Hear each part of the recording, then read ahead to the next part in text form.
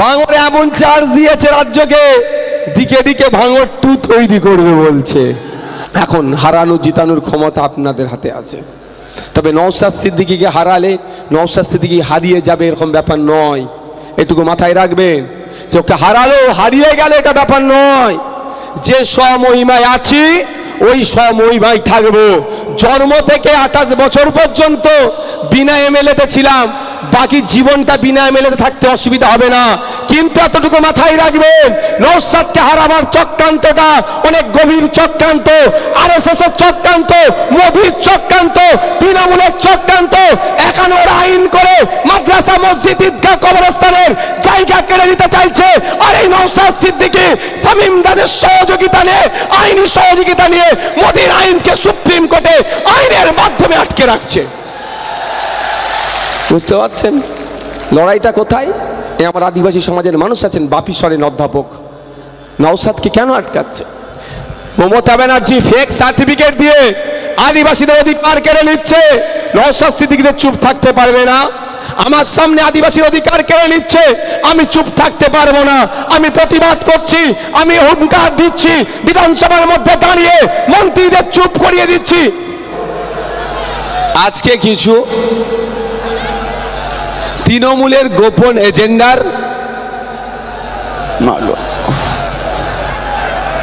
ভণ্ডামি ফাঁস হবে, তাই আপনাদের শোনার ধৈর্য আছে তো?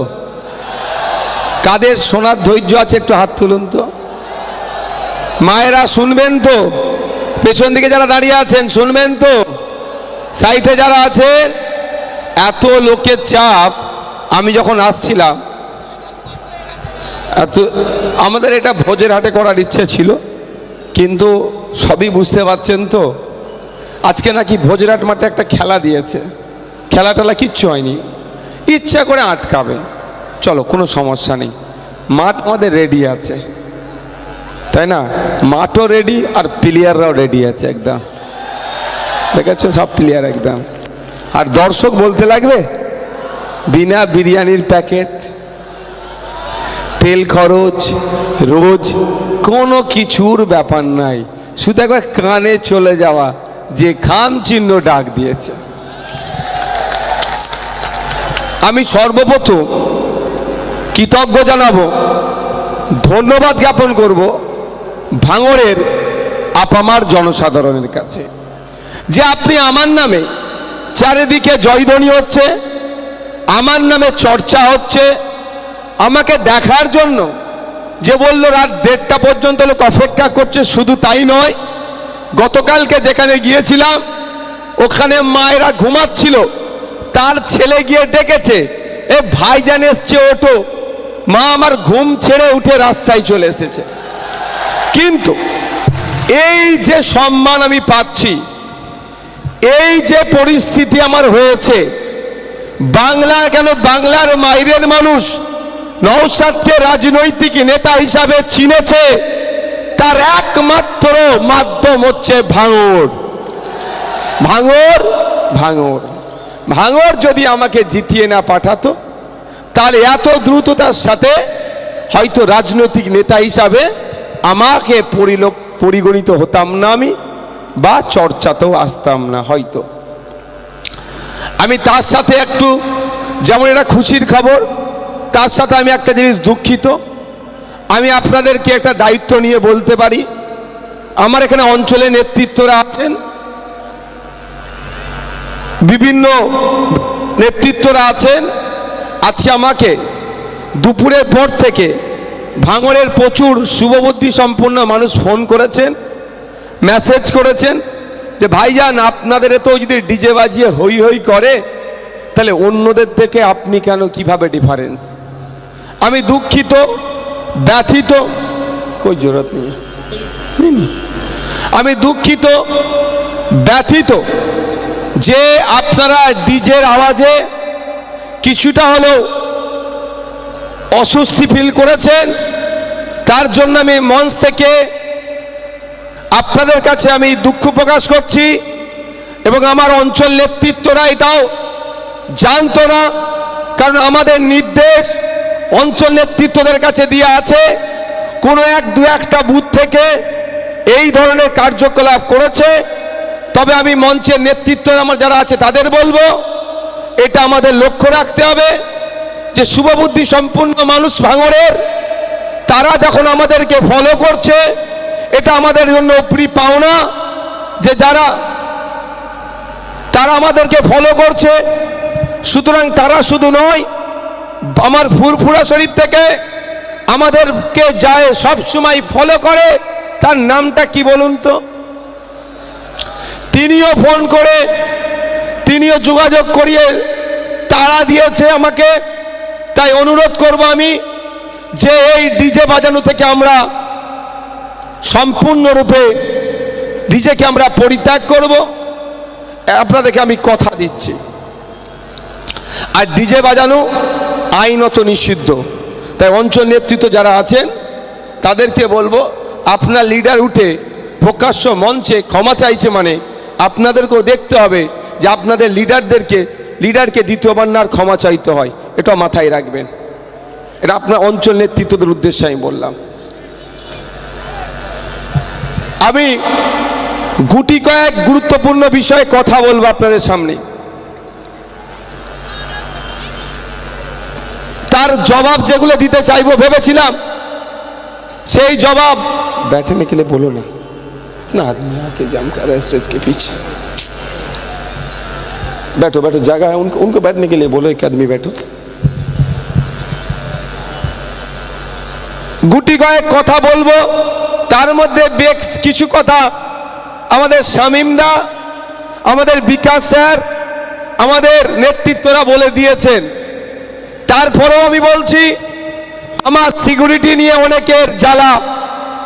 আমি আপনাদের কথা দিচ্ছি, আমি সিকিউরিটি ছাড়া 2.5 বছর এমএলএ ছিলাম, আমার সিকিউরিটি লাগেনি।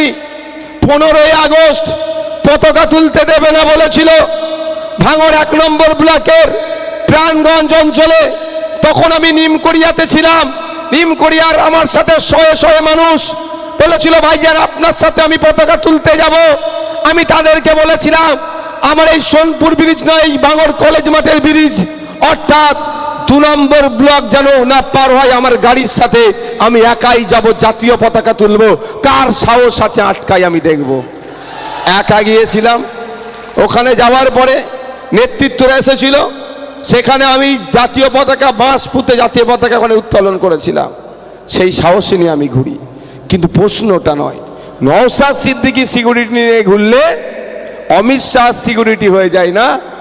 আমি আজকে এখান থেকে একটা চ্যালেঞ্জ আমিও করছি, নওশাদ সিদ্দিকী সিকিউরিটি ছেড়ে দেবে, রাজ্যের সিকিউরিটিও লাগবে না, অন্তত উনি এটা ঘোষণা করুক, দিল্লিতে যখন উনি এমপি হয়ে যান, ফ্লাইট থেকে নামে সিআইএসএফরা তাকে মেন গেট অব্দি ছেড়ে দেয়, তারপরে মেন গেট থেকে পার্লামেন্ট থেকে তার বাসভবন বা উনি যেখানে থাকেন সেইখানে তিনি দিল্লি পুলিশের কোনো সহযোগিতা নেবে না, তথা অমিত শাহর পুলিশের কোনো সহযোগিতা নেবে না। এই এগ্রিমেন্টে আসুক, আজকে এগ্রিমেন্ট করলে সকালে এগ্রিমেন্ট করবে, 1 ঘন্টার মধ্যে আমি আমার নিরাপত্তা রক্ষী ছেড়ে দেবো। কি বলছি বুঝে আসছে? দিল্লি পুলিশ কার আন্ডারে থাকে? অমিত শাহজির আন্ডারে থাকে। সিআইএসএফ অমিত শাহজির আন্ডারে থাকে। আমি কেমন ভাবে পেয়েছি, একাধিকবার চিঠি করেছি রাজ্য সরকারকে, অ্যাজ অ্যান এমএলএ যে সিকিউরিটি পাওয়ার দরকার মুখ্যমন্ত্রী সে সিকিউরিটি আমাকে দেয়নি। তারপরে স্পিকার স্যারকে করেছি চিঠি, তারপরে কেন্দ্রের স্বরাষ্ট্রমন্ত্রীকে করেছি, কেউ আমার ডাকে সাড়া দেয়নি। আমাদের আইনজীবী শামীম ফিরদাউসদার সাথে আলোচনা করে সেই 5 টাকার পেনের খোঁচা দিয়ে আজকে সিকিউরিটি পেয়েছি। আমি এর খোঁচাতে পেয়েছি, কারোর দানে আমি পাইনি, এতটুকু মাথায় রাখবেন। তাহলে আমাকে চ্যালেঞ্জ করে গিয়েছিল সিকিউরিটি ছাড়ার কথা, আর আমি চ্যালেঞ্জ করছি আমি সিকিউরিটি ছেড়ে দেবো, কোনো সিকিউরিটি নেব না। কিন্তু দিল্লিতে যখন যাবে, অসমে যখন ভোট প্রচারে যাবে, উত্তরপ্রদেশে যখন মন্দিরে পুজো দিতে যায়, বা যেখানেই যাক না কেন, সেখানে বিজেপির, ওদের ভাষায় বিজেপির পুলিশকে নেবে না সহযোগিতার জন্য, এটা তাকে বলতে হবে। নিজের বেলায় আঁটি আর পরের বেলায় দাঁত কাপাটি, সেই হয়ে গেছে এর অবস্থা। নওশাদ সিদ্দিকীর বিরুদ্ধে তো বলতে হবে, বলার তো জায়গা খুঁজে পাচ্ছে না। ভাই বলার জায়গা খুঁজে পেলে তো বলবে, সে খুঁজে পাচ্ছে না জায়গা। সাদা জামা, যদিও একটা দুটো দাগ, তাও ভাঙড়ের মানুষের ফুল ছুঁয়েছে, ফুলের দাগ, অন্য কিছু নাই। তাই আমার নামে মিথ্যাচার করতে হবে। কি বলছেন তিনি? এসআইআর যখন হচ্ছিল কোথায় ছিল?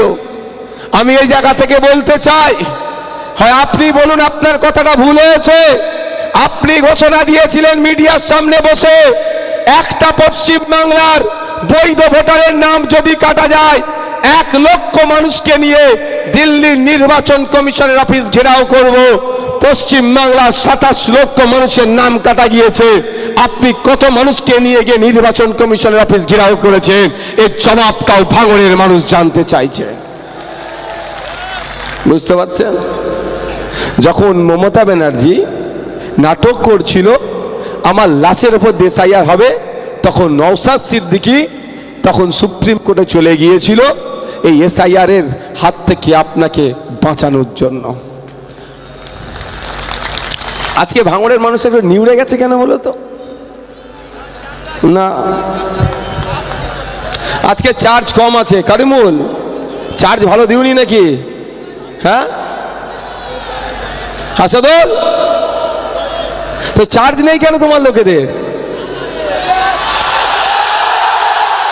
হ্যাঁ, চার্জ, ভাঙড়ের মানুষের চার্জ না থাকলে হবে না।